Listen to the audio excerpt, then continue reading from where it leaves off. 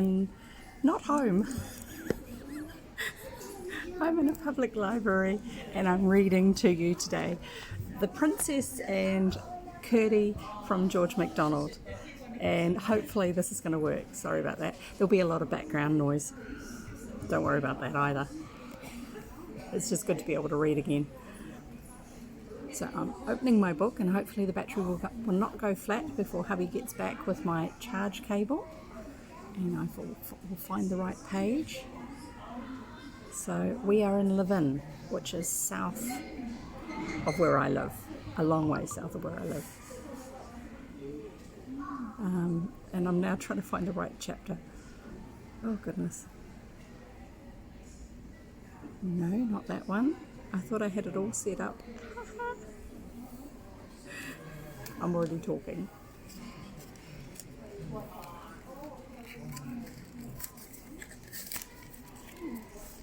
We're nearly there. I'm just finding the right chapter for everybody. No, not that one. Not that one.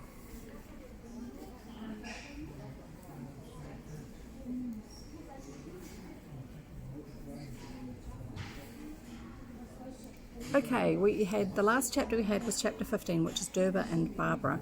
So I'm going to take you to chapter 16, now that I know where we are, which is called the Mattock.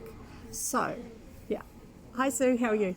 The Princess and Curdie by George MacDonald, chapter 16, which is the Mattock, M-A-T-T-O-C-K. That's his, sorry, I'm just plugging in a charger. That's his, yes, that's the right one, thank you. That's his pickaxe, which has like a hammer head on the other side from the pickaxe point. So it's a pickaxe on one side and it's a hammer, like a big rock-breaking hammer on the other side. Trying to get this charger to work because it's saying it's not going to. Oh no, after all that. Let's try again. Anyway, so I'm going to start reading. And if we suddenly stop, it's because my battery is not charging. So here we go. Chapter 16, the Mattock. While the magistrate reinvigorated his selfishness with a greedy breakfast, remember he'd been chucked into the local prison, Curdie found doing nothing in the dark rather wearisome work. It was useless attempting to think what he should do next, seeing the circumstances in which he was presently to find himself were altogether unknown to him. So he began to think about his father and mother and their little cottage home, high in the clear air of the open mountainside, and the thought, instead of making his dungeon gloomier by contrast, made a light in his soul that destroyed the power of darkness and captivity. But he was at length startled from his waking dream by the swell of a noise outside. All the time there had been a few of the more idle of the inhabitants above the door, but they had been rather quiet. Now, however, the sounds of feet and voices began to grow, and grew so rapidly that it was plain a multitude was gathering. For the people of Winterstorm always gave themselves an hour of pleasure after their second breakfast. And what greater pleasure could they have had than to see a stranger abused by the officers of justice? The noise grew till it was like a roaring of the sea, and that roaring went on a long time, for the magistrate, being a great man, liked to know that he was waited for. It added to the enjoyment of his breakfast, and indeed enabled him to eat a little more after he had thought his powers exhausted. He likes his food by the sound of it.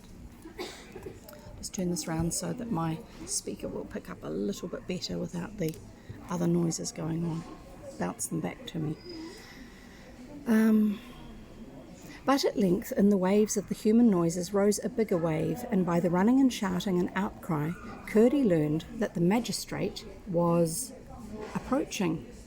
Presently came the sound of the great rusty key in the lock, which yielded with groaning and reluctance. The door was thrown back, the light rushed in, and with it came the voice of the city marshal, calling upon Curdie by many legal epithets, opprobrious. I've always had trouble with that word. In many epithets opprobrious, to come forth and be tried for his life, inasmuch as he had raised a tumult in his Majesty's city of Winchester, troubled the hearts of the king's baker and barber, and slain the faithful dogs of his Majesty's well-beloved butchers. He was still reading, and Curdie was still seated in the brown twilight of the vault, not listening, but pondering with himself how this king, the city marshal talked of, could be the same with the Majesty he had seen riding away on his grand white horse, with the Princess Irene on a cushion before him. That was his friend Irene, who had saved him out of the mountain. When a scream of agonized terror arose on the farthest skirt of the crowd, and swifter than a flood or flame, the horror spread, shrieking. In a moment the air was filled with hideous howling cries of unspeakable dismay, and the multitudinous noise of running feet. The next moment, in at the door of the vault bounded Lena, her 2 green eyes flaming yellow as sunflowers, and seeming to light up the dungeon. With one spring she threw herself at Curdie's feet, and laid her head upon them, panting. For those who need reminding, she's this odd dog-like creature that really looks rather strange, but has been his companion, and they've kept each other safe. Then came a rush of 2 or 3 soldiers darkening the doorway, but it was only to lay hold of the key, pull the door to, and lock it, so that once more Curdie and Lena were prisoners together. For a few moments Lena lay panting hard. It is breathless work, leaping and roaring both at once, and that in a way to scatter thousands of people. Then she jumped up and began snuffling about all over the place, and Curdie saw what he had never seen before: 2 faint spots of light cast from her eyes upon the ground, one on each side of her snuffling nose. He got out his tinderbox, a miner is never without one, and lighted a precious bit of candle he carried in a division of it, just for a moment, for he must not waste it. The light revealed a vault without any window or other opening than the door.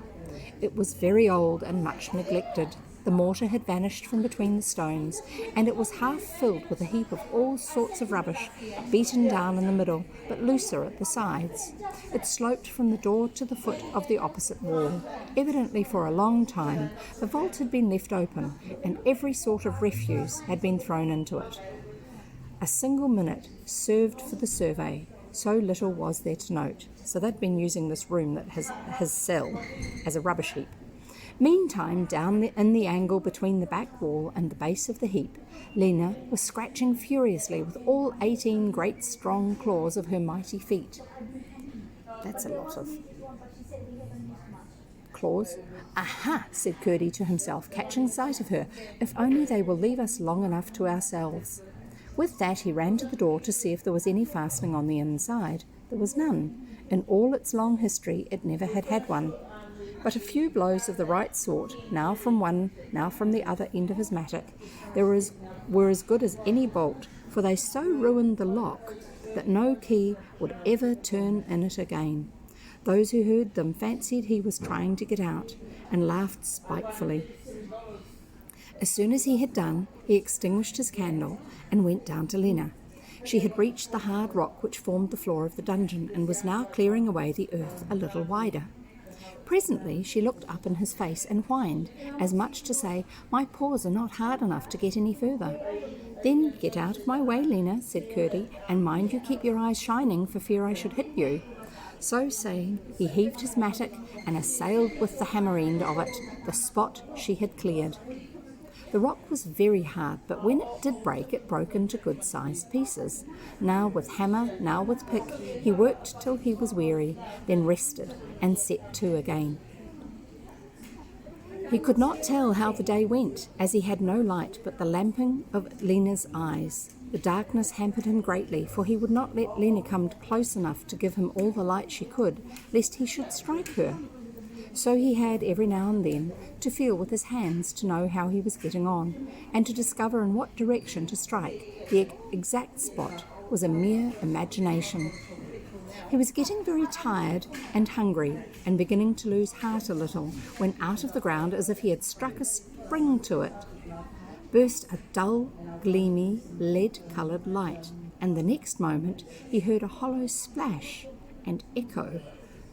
A piece of rock had fallen out of the floor and dropped into the water beneath. Already, Lena, who'd been lying a few yards off all the time he worked, was on her feet and peering through the hole. Curdie got down on his hands and knees and looked. They were over what seemed a natural cave in the rock, to which apparently the river had access, for at a great distance below a faint light was gleaming upon water. If they could but reach it, they might even get out, but even if it was deep enough, the height was very dangerous. The first thing, whatever might follow, was to make the hole larger. It was comparatively easy to break away the sides of it, and in the course of another hour he had it large enough to get through. And now he must reconnoitre. He took the rope they had tied him with, for Curdie's hindrances were always his furtherance, and fastened one end of it by a slip knot round the handle of his pickaxe, then dropped the other end through, and laid the pickaxe so that when he was through himself and hanging on to the edge, he could place it across the hole to support him on the rope. This done, he took the rope in his hands, and beginning to descend, found himself in a narrow cleft, widening into a cave. His rope was not very long, and would not do much to lessen the force of his fall. He thought with himself if he should have to drop into the water. But he was not more than a couple of yards below the dungeon when he spied an opening on the opposite side of the cleft. It might be but a shallow hole, or it might lead them out.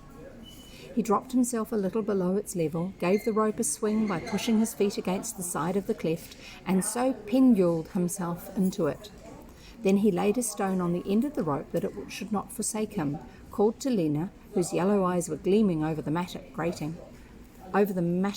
above, to watch there till he returned, and went cautiously in. It proved a passage, level for some distance, then sloping gently up. He advanced carefully, feeling his way as he went. At length he was stopped by a door, a small door, studded with iron, but the wood was in places so much decayed that some of the bolts had dropped out, and he felt sure of being able to open it. He returned therefore to fetch Lena and his mattock. Arrived at the cleft, his strong minor arms bore him swiftly up along the rope and through the hole into the dungeon. There he undid the rope from his mattock, and making Lena take the end of it in her teeth and get through the hole, he lowered her. It was all he could do, she was so heavy. When she came opposite the passage, with a slight push of her tail, she shot herself up into it and let go of the rope, which Curdie drew up. Then he lighted his candle, and searching in the rubbish, he found a bit of iron to take the place of his pickaxe across the hole. Then he searched again in the rubbish and found half an old shutter. This he propped up, leaning a little over the hole with a bit of stick, and heaped against the back of it a quantity of the loosened earth. Next he tied his mattock to the end of the rope, dropped it and let it hang. Last he got through the hole himself and pushed away the propping stick so that the shutter fell over the hole with a quantity of earth on top of it. A few motions of hand over hand, and he swung himself and his mattock into the passage beside Lena. There he secured the end of the rope, and they went on together to the door. And that's the end of that chapter. And I'm having a drink of water. Are you? I hope so. Can you hear me okay? You haven't written in there that I haven't turned the sound on, so you must be hearing me. I hope so. I know that when I'm at home, sometimes I forget to turn the microphone on.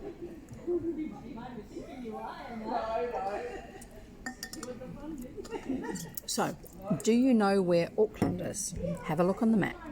Do you know where Wellington is? Have a look on the map for that one. This is in New Zealand, by the way, because there are those places in other countries. And then look north of Wellington for a place called Levin, Levin, and see if you can find it. That's where I am at the moment, in the library, which is also the public the information centre. And the ladies, which is why you can see over there, over my shoulder, a letter I. That's for the information centre.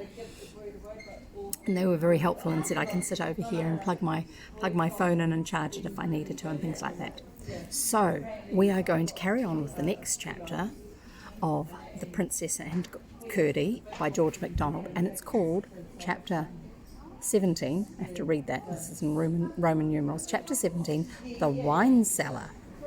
Oh, I think somebody's forgotten that there's a little old door in the back of the wine-cellar or something like that, and he's going to turn up in another part of the palace to what they thought he was in, because they think he's still in the dungeon. The wine-cellar. He lighted his candle and examined it. Decayed and broken as it was, the door, remember? It was strongly secured in its place by hinges on the other side, and either lock or bolt, he could not tell which, on the other side. A brief use of his pocket knife was enough to make room for his hand and arm to get through, and there he found a great iron bolt, but so rusty that he could not move it. Lena whimpered. He took his knife again, made the hole bigger, and stood back. In she shot her small head and long neck, seized the bolt with her teeth, and dragged it, grating and complaining, back. Just remember, in one of the other chapters, she had caught a rock in her mouth and crushed it with her teeth. So she's very strong. So that's why she whimpered, is because she knew she could help. Dragged the bolt, grating and complaining, back. A push then opened the door. It was at the foot of a short flight of steps.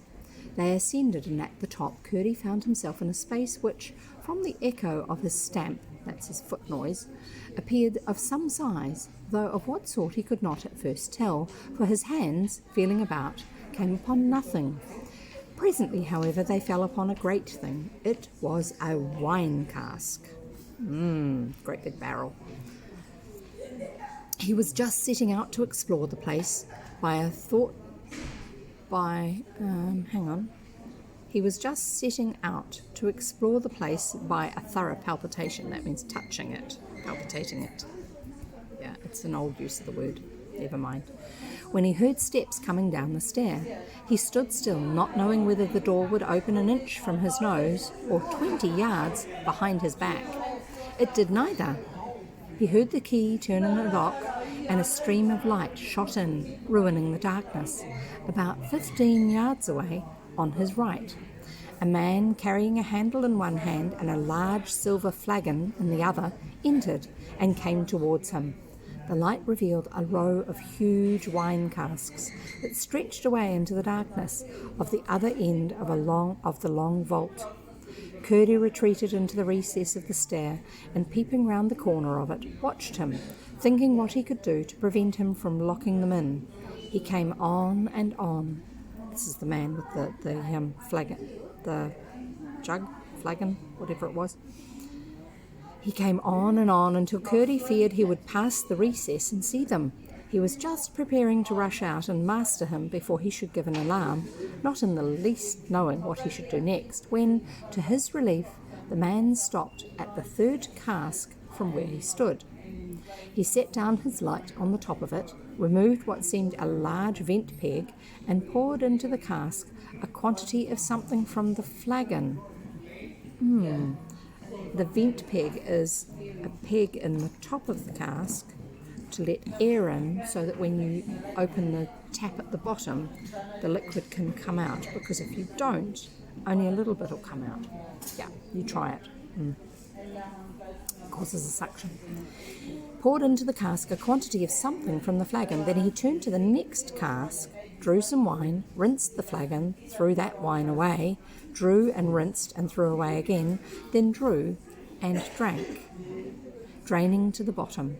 Last of all, he filled the flagon from the cask he had first visited, replaced then the vent peg, took up his candle, and turned towards the door. There is something wrong here, thought Curdie.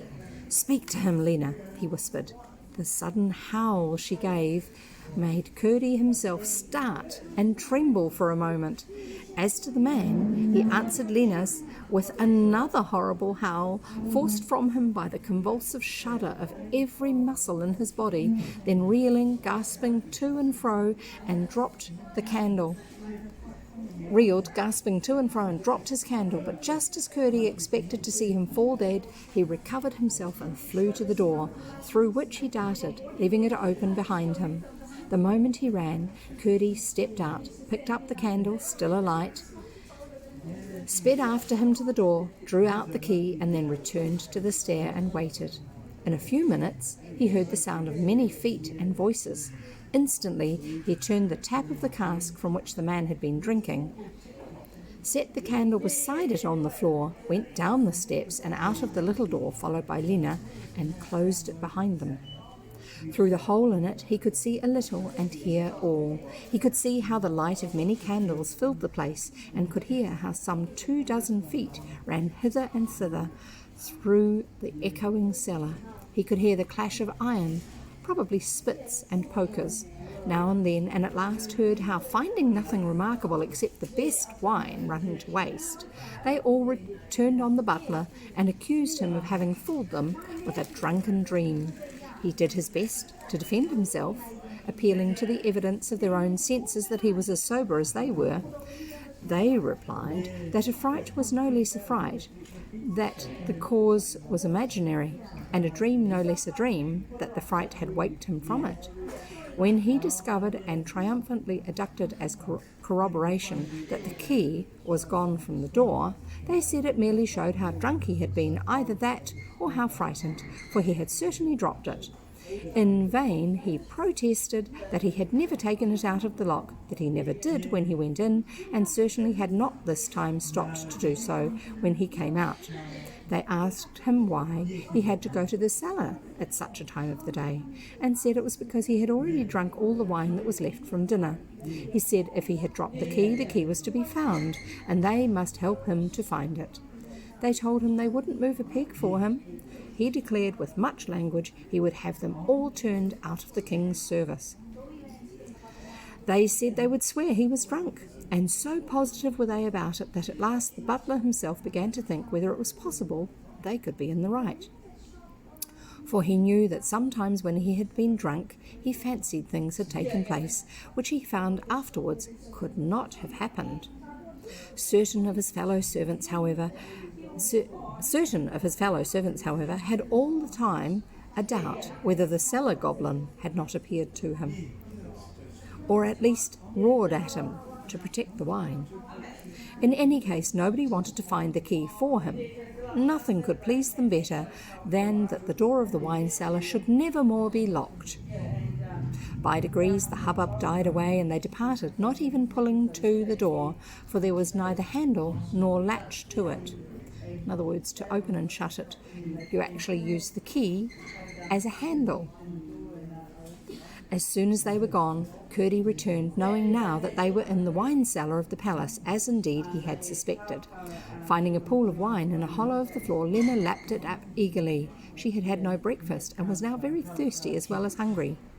Her master was in a similar plight, for he had but just begun to eat when the magistrate arrived with the soldiers. If only they were all in bed, he thought that he might find his way to the larder.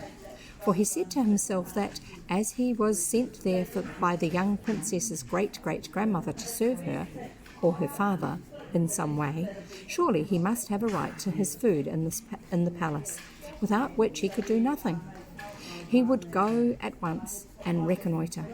So he crept up the stair that led from the cellar. At the top was a door, opening on to a long passage dimly lighted by a lamp. He told Lena to lie down upon the stair while he went on. At the end of the passage he found a door ajar, and peeping through saw right into a great stone hall where a huge fire was blazing, and through which men in the king's livery were constantly coming and going. The hall, not the fire. Some also in the same livery were lounging about the fire. He noted that their colours were the same with those he himself, as a king's minor, wore, but from what he had seen and heard of the habits of the palace, he could not hope they would treat him the better for that. The one interesting thing at that moment, however, was the plentiful supper with which the table was spread. It was something at least to stand in sight of food, and he was unwilling to turn his back on the prospect so long as a share in it was not absolutely hopeless. Peering thus, he soon made up his mind that if at any moment the hall should be empty, he would at that moment rush in and attempt to carry off a dish. That he might lose no time by indecision, he selected a large pie upon which to pounce instantaneously. "That's a good idea. I'll explain in a minute for us. Pie. Yeah, pie is a good idea because it's all self-contained. It's all held in by the pastry. But after he had watched for some minutes, it did not seem at all likely the chance would arrive before supper time, and he was just about to turn away and rejoin Lena when he saw that there was not a person in the place. Curdie never made up his mind and then hesitated. He darted in, seized the pie, and bore it swiftly and noiselessly to the cellar stair. And that's the end of that chapter. So hi Fores, hi Sue, I think, and hi to Nikki, who isn't signed in, so I can't see her name, but she is here. I am not outdoors at the moment. I'm actually in a place called Levin, which is near to Wellington, near the bottom of the North Island of New Zealand. I'm on a road trip to go and see my daughter, and we normally live north of Auckland, and we're travelling way down south to the bottom of the North Island, and at the moment we're stopped just above there at a place called Levin. So we're in at the local library and the information centre, which is why you see that turquoise coloured I-shaped letter right there. That's the symbol for the eyesight or information centre in New Zealand. I'm just going to have my drink of water before I go on. But I came in and asked the lovely ladies behind the desk if I could actually sit in the corner here and read to you people as well. So, and they were a little bit intrigued. We haven't had anyone do this before, although they probably have people come in and do reading for children in the children's section of the library. Most libraries over here do that. At least once a week they have preschool children come in and listen to story time, or some of the younger school children. And at the moment in New Zealand it's also school holidays, so I'm surprised there's not lots and lots of children running around making lots of noise here. But it's good. The weather's getting a bit grey outside. We've got a forecast for lots and lots of wind and rain, and not far down the road from us at the moment, in Wellington itself, which is where my daughter lives and works, she has sent me a little video clip that says, it's already happening here, there's lots of rain, and there's rain running down, the water running down the side of the road and into the drain. So thank you for it, it's lovely to hear that. I do appreciate that kind comment. So I'm going to carry on. We'll see how far we can go. So far, my little iPad mini is holding up. I've got it plugged in charging, but it's not my usual charger, so it doesn't charge as well. It's staying steady. The battery's not going lower, but it's also not going higher. And I think my phone still has enough charge. Yes, my phone has enough charge. So we shall carry on. And anytime you want to go to sleep while you're listening for us, that's fine. It's nice to know that people like to listen to a story as they go to sleep. So here we go. I shall carry on. So, The Princess and Curdie by George MacDonald. So you can look them up. Chapter 18, The King's Kitchen. Ooh, that sounds yummy. The King's Kitchen. Back to the cellar, Curdie and Lena sped with their booty, where, seated on the steps, Curdie lighted his bit of candle for a moment. A very little bit it was now, but they did not waste much of it in examination of the pie, that they effected by a more summary process. Curdie thought it the nicest food he had ever tasted. And between them they soon ate it up. Then Curdie would have thrown the dish along with the bones into the water, that there might be no traces of them, but he thought of his mother and hid it instead. And the very next minute they wanted it to draw some wine into. He was careful it should be from the cask of which he had seen the butler drink. Then they sat down again upon the steps and waited until the house should be quiet, for he was there to do something, and if it did not come to him in the cellar, he must go to meet it in other places. Remember, he was sent to help the princess's father, the king, but he wasn't told what to do, just that his help was needed. So that's why he's arrived, even though he's been thrown in prison and escaped. We'll carry on. He was there to do something, and if it did not come to him in the cellar, he must go to meet it in other places. Therefore, lest he should fall asleep, he set the end of the helve of his mattock on the ground and seated himself on the cross part. So the helve is the handle, obviously, leaning against the wall, so that as long as he kept awake, he should rest. But the moment he began to fall asleep, he must fall awake instead, because he was balanced, using the the head of the mattock as a seat, but he would still have to keep his balance. That would keep him awake. He quite expected some of the servants would visit the cellar again that night, but whether it was that they were afraid of each other or believed more of the butler's story than they had chosen to allow, not one of them appeared. When at length he thought he might venture, he shouldered his mattock and crept up the stair. The lamp was out in the passage, but he could not miss his way to the servants' hall. Trusting to Lena's quickness in concealing herself, he took her with him. When they reached the hall, they found it quiet and nearly dark. The last of the great fire was glowing red, but giving little light. Curdie stood and warmed himself for a few moments. Miner as he was, he had found the cellar cold to sit in, doing nothing, and standing thus he thought of looking if there were any bits of candle about. There were many candlesticks on the supper table, but to his disappointment and indignation, their candles seemed to have been all left to burn out, and some of them indeed he found still hot in the neck of the candlestick, the part that would hold the candle in it. It was still warm from the candle having been burning. Presently, one after another, he came upon 7 men fast asleep, most of them upon tables, one in a chair and one on the floor.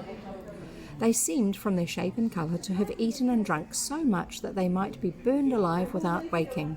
He grasped the hand of each in succession, and found 2 ox hooves, 3 pig hooves, one concerning which he could not be sure whether it was the hoof of a donkey or a pony, and 1 dog's paw.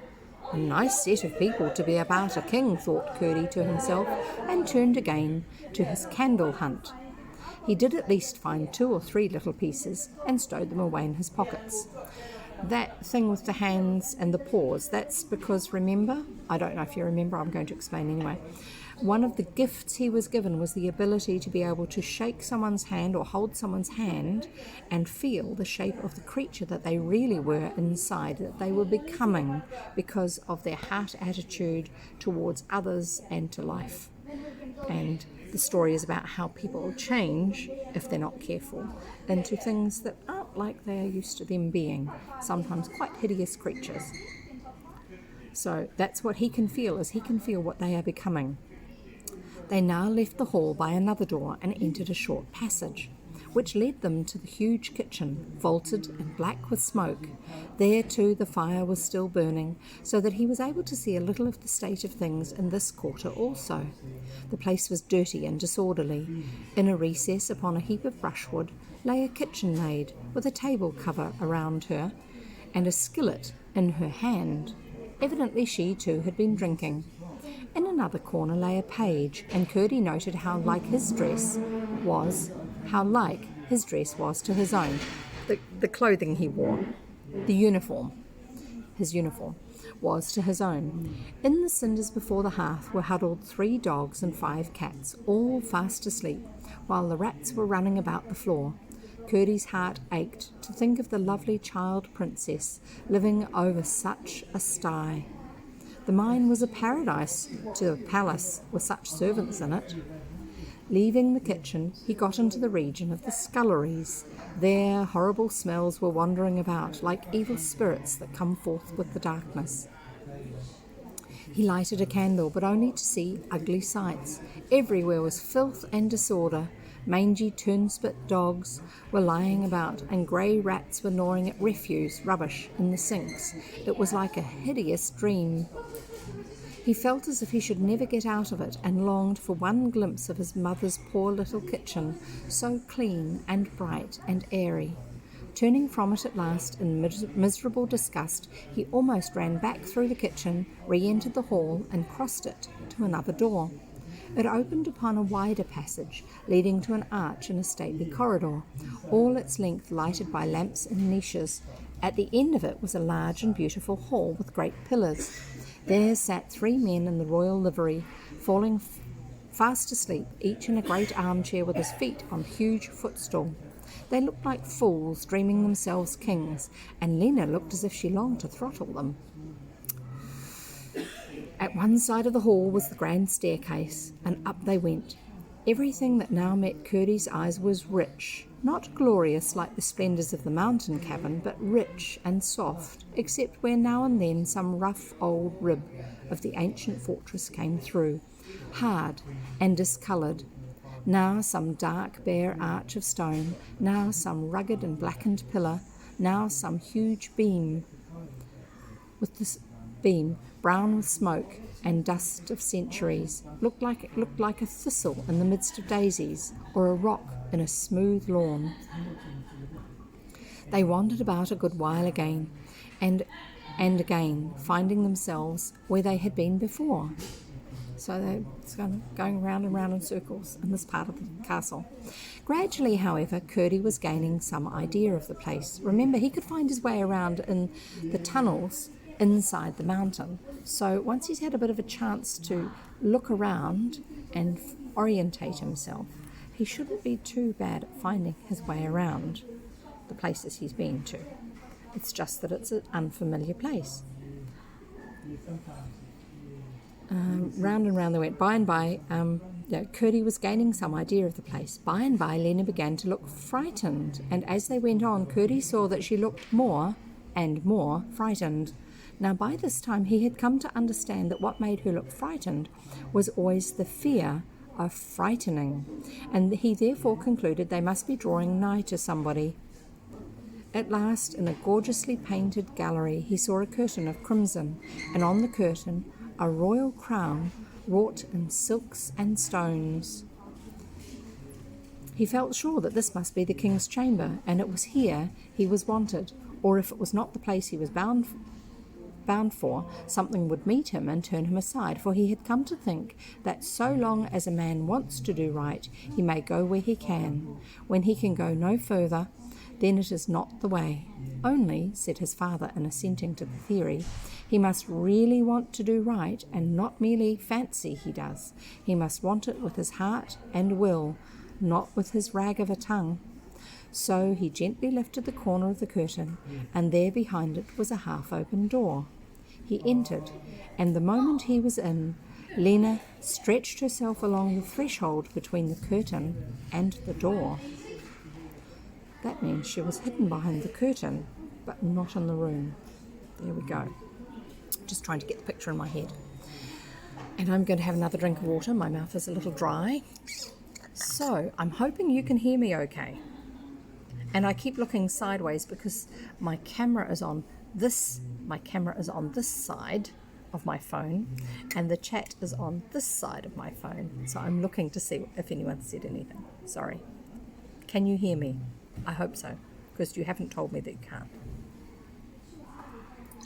But there will be a lot of other noises because there's people in the building. And I'm going to start reading the next chapter.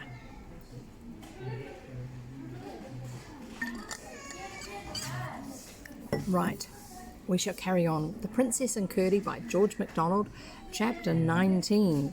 We're getting on. The King's Chamber.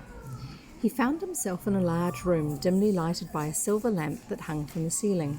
Far at the other end was a great bed, surrounded with dark, heavy curtains. He went softly towards it, his heart beating fast. It was a dreadful thing to be alone in the king's chamber at the dead of night. To gain courage, he had to remind himself of the beautiful princess who had sent him. That's Princess Irene's great-great-grandmother. But when he was about halfway to the bed, a figure appeared from the farther side of it and came toward him, with a hand raised warningly. He stood still. The light was dim, and he could distinguish little more than the outline of a young girl. But though the form he saw was much taller than the princess he remembered, he never doubted it was she. For one thing, he knew that most girls would have been frightened to see him there in the dead of the night, but like a true princess, and the princess he used to know, she walked straight on to meet him. As she came, she lowered the hand she had lifted and laid the forefinger of it upon her lips. Nearer and nearer, quite near, close up to him she came, then stopped and stood a moment, looking at him. "You are Curdie," she said. "And you are Princess Irene," he returned. "Then we know each other still," she said, with a sad smile of pleasure. "You will help me." "That I will," answered Curdie. He did not say, "if I can," for he knew that what he was sent to do, that he could do. "May I kiss your hand, little princess?" She was only between 9 and 10, though indeed she looked several years older, and her eyes almost those of a grown woman, for she had had terrible trouble of late. She held out her hand. "I am not the little princess any more. I have grown up since I saw you last, Mr. Miner." The smile which accompanied the words had in it a strange mixture of playfulness and sadness. "So I see, Miss Princess," returned Curdie, "and therefore being more of a princess, you are the more my princess. Here I am, sent by your great-great-grandmother to be your servant. May I ask why you are up so late, Princess?" "Because my father wakes so frightened, and I don't know what he would do if he didn't find me by his bedside. There, he's waking now." She darted off to the side of the bed that she had come from. Curdie stood where he was. A voice altogether unlike what he remembered of the mighty noble king on his white horse came from the bed, thin, feeble, hollow, and husky, and in tone like that of a petulant child.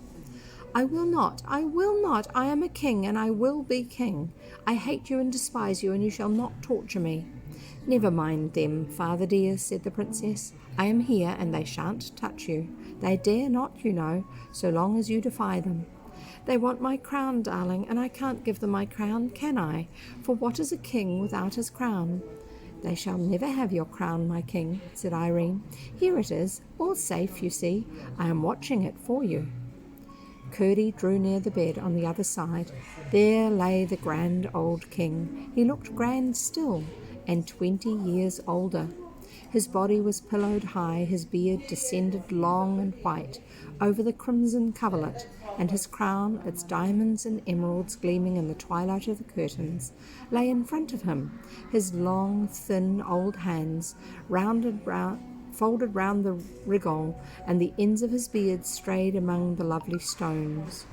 His face was like that of a man who had died fighting, and fighting nobly. But one thing made it dreadful: his eyes, while they moved about as if searching in this direction and that, looked more dead than his face. He saw neither his daughter nor his crown. It was the voice of the one and the touch of the other that comforted him. He kept murmuring what seemed words but were unintelligible to Curdie, although to judge from the look of Irene's face, she learned and concluded from it. By degrees his voice sank away and the murmuring ceased, although still his lips moved. Thus lay the old king on his bed, slumbering with his crown between his hands on one side. On one side of him stood a lovely little maiden with blue eyes and brown hair going a little back from her temples, as if blown by a wind that no one felt but herself. And on the other a stalwart young miner with his mattock over his shoulder. Stranger sight still was Lena lying along the threshold, but nobody saw her just then. A moment more, and the king's lips ceased to move. His breathing had grown regular and quiet. The princess gave a sigh of relief and came round to Curdie. "We can talk a little now," she said, leading him towards the middle of the room. "My father will sleep now till the doctor wakes him to give him his medicine. It's not really medicine, though, but wine. Nothing but that, the doctor says, could have kept him alive so long. He always comes in the middle of the night to give it to him with his own hands, but it makes me cry to see him waked up when so nicely asleep." "What sort of a man is your doctor?" asked Curdie. "Oh, such a dear, kind, good gentleman," replied the princess. "He speaks so softly and is so sorry for his dear king. He will be here presently, and you shall see for yourself. You will like him very much." "Has your father been long ill?" asked Curdie. "A whole year now," she replied. "Did you not know? That's how your mother never got the red petticoat my father promised. The Lord Chancellor told me that not only Gwynchestorm but the whole land was mourning over the illness of the good man." Now Curdie himself had not heard a word of His Majesty's illness, and had no ground for believing that a single soul in any place he had visited on his journey had heard of it. Moreover, although the mention had been made of His Majesty again and again in his hearing since he came to Gwynchestorm, never once had he heard an allusion to the state of his health. And now it dawned upon him also that he had never heard the least expression of love to him, but just for the time he thought it better to say nothing on either point. "Does the king wander like this every night?" he asked. "Every night," answered Irene, shaking her head mournfully. "That is why I never go to bed at night. He is better during the day, a little, and then I sleep in the dressing room there, to be with him in a moment if he should call me. It is so sad he should have only me and not my mamma. A princess is nothing to a queen." "I wish he would like me," said Curdie, "for then I might watch by him at night and let you go to bed, Princess." "Don't you know then?" returned Irene in wonder. "How was it you came?" "Ah, you said my grandmother sent you, but I thought you knew he wanted you." And again she opened wide her blue stars of eyes. "Not I," said Curdie, also bewildered, but very glad. "He used to be constantly saying he was not so ill then as he is now, that he wished he had you about him." "And I never knew it," said Curdie, with displeasure. "The master of the horse told papa's own secretary that he had written to the miner-general to find you and send you up, but the miner-general wrote back to the master of the horse, and he told the secretary, and the secretary told my father, that they had searched every mine in the kingdom and could hear nothing of you. My father gave a great sigh, and said he feared the goblins had got you after all, and your father and mother were dead with grief, and he has never mentioned you since, except when wandering. I cried very much, but one of my grandmother's pigeons with its white wing flashed a message to me through the window one day, and then I knew that my Curdie wasn't eaten by the goblins, for my grandmother would not have taken care of him one time to let him be eaten the next. Where were you, Curdie, that they couldn't find you?" "We will talk about that another time when we are not expecting the doctor," said Curdie. As he spoke, his eyes fell upon something shining on the table under the lamp. His heart gave a great throb, and he went nearer. Yes, there could be no doubt. It was the same flagon that the butler had filled in the wine-cellar. "It looks worse and worse," he said to himself, and went back to Irene, where she stood, half dreaming. "When will the doctor be here?" he asked once more, this time hurriedly. The question was answered not by the princess, but by something which that instant tumbled heavily into the room. Curdie flew toward it in vague terror about Lena.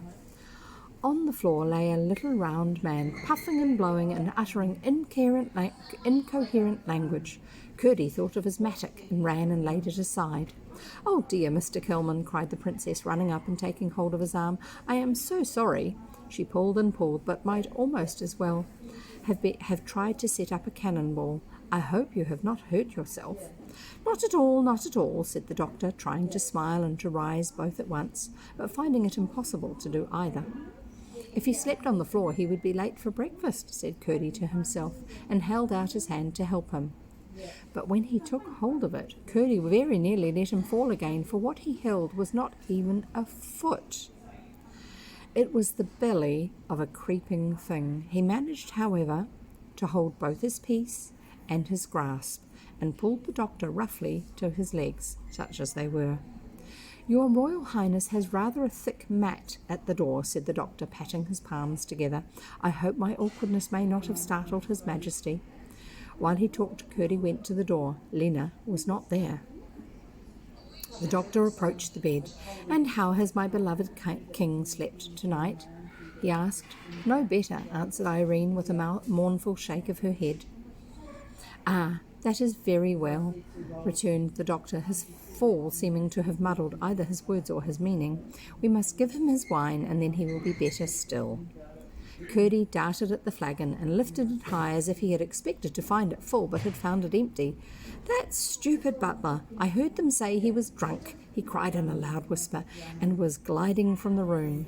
"Come here with that flagon, you! Page!" cried the doctor. Curdie came a few steps towards him with the flagon dangling from his hand, heedless of the gushes that fell noiseless on the thick carpet. "Are you aware, young man," said the doctor, "that it's not every wine can do His Majesty the benefit I intend he should derive from my prescription?" "Quite aware, sir," answered Curdie. "The wine for His Majesty's use is in the third cask from the corner." "Fly, then," said the doctor, looking satisfied. In other words, hurry. Curdie stopped outside the curtain and blew an audible breath. No more. Up came Lena, noiseless as a shadow. He showed her the flagon. "The cellar, Lena. Go," he said. She galloped away on her soft feet, and Curdie had indeed to fly to keep up with her. Not once did she make even a dubious turn. From the king's gorgeous chamber to the cold cellar they shot. Curdie dashed the wine down the back stair, rinsed the flagon out as he had seen the butler do, filled it from the cask of which he had seen the butler drink, and hastened with it up again to the king's room. The little doctor took it, poured out a full glass, smelt but did not taste it, and set it down. Then he leaned over the bed, shouted in the king's ear, blew upon his eyes, and pinched his arm. Curdie thought he saw him run something bright into it. At last the king half woke. The doctor seized the glass, raised his head, poured the wine down his throat, and let his head fall back on the pillow again. Tenderly wiping his beard and bidding the princess good night in paternal tones, he then took his leave. Curdie would gladly have driven his pick into his head, but that was not his commission, and he let him go. The little round man looked very carefully to his feet as he crossed the threshold. "That attentive fellow of a page has removed the mat," he said to himself as he walked along the corridor. "I must remember him." And that's the end of that chapter. Welcome, Aaron. Good to have you here. I hope you've been enjoying listening. So we will be carrying on next time that I'm able to read to you, which hopefully will be Monday my time, but we'll see. And thank you for being here. Don't forget to follow, as Aaron has today, which means that you will be notified when I go live. So you can follow. That's if you're here on Discord, and if you're on YouTube, you can subscribe, and that will notify you when I put up a new video. So all my videos that I read here on Twitch get transferred over to YouTube. And we'll see you next time. Oh, you can also join us on Discord. There's a link for that below somewhere too. Okay, bye.